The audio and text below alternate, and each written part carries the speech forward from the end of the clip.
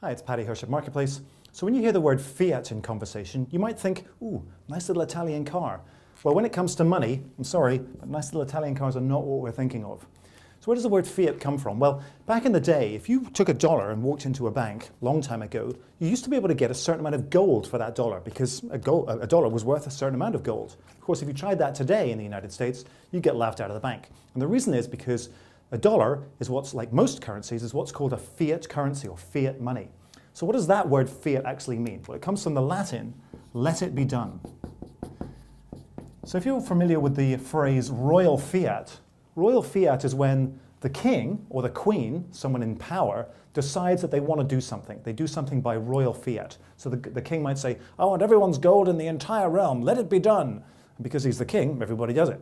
That's kind of what happened in the United States whenever the government decided to take the gold standard away from the dollar. So it actually decoupled the value of a dollar from the value of gold. And then the government said, this is worth $1's worth of goods and services backed by the United States government. So it's not really worth the paper that's written on, it's only worth what somebody else is prepared to give you in return for that dollar. That's really all it is.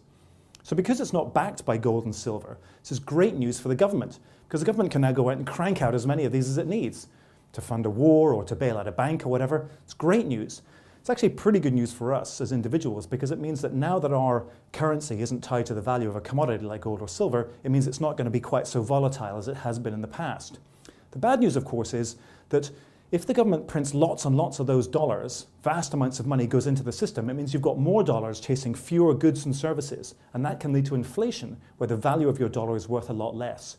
And of course, that can also lead to hyperinflation, where the value of your dollar just falls off a cliff because there's just so many dollars chasing so few goods and services. And when that happens, it could leave us very badly needing a drink.